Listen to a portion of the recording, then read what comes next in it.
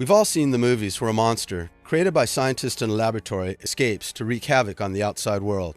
But what if the monster was not some giant rampaging beast destroying a city, but just a tiny amount of seaweed with the potential to disrupt entire coastal ecosystems? This is the story of Caulerpa taxifolia.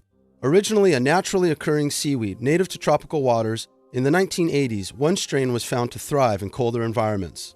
This trait, combined with its beautiful bright green color and ability to grow quickly without maintenance, made it ideal for aquariums, which it helped keep clean by consuming nutrients and chemicals in the water.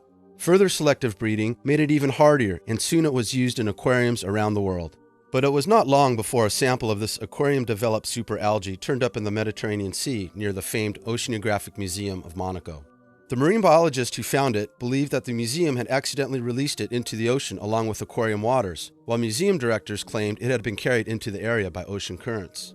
Regardless of how it ended up there, the non-native Caulerpa multiplied rapidly, having no natural predators due to releasing a toxin that keeps fish away. And like some mythical monster, even a tiny piece that broke off could grow into a whole new colony. Through water currents and contact with boat anchors and fishing lines, it fragmented and spread throughout Mediterranean coastal cities, covering coral reefs. So what was the result of this invasion? Well, it depends on who you ask.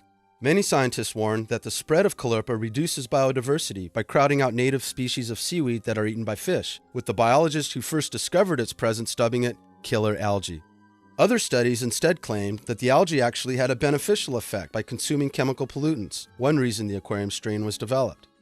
But the disruption of a natural ecosystem by an introduced foreign species can have unpredictable and uncontrollable effects that may not be immediately visible.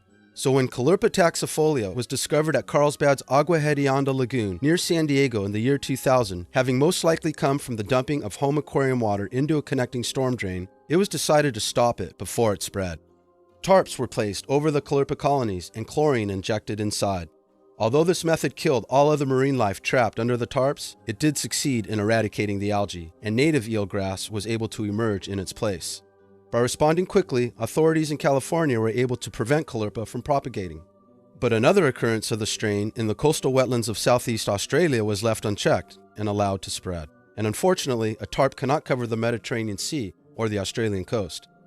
Invasive species are not a new problem and can indeed occur naturally. But when such species are the results of human-directed selective breeding or genetic modification and then released into the natural environment, their effect on ecosystems can be far more radical and irreversible. With the proliferation of new technologies and multiple threats to the environment, it is more important than ever for scientists to monitor and evaluate the risks and dangers, and for the rest of us to remember that what starts in our backyard can affect ecosystems half a world away.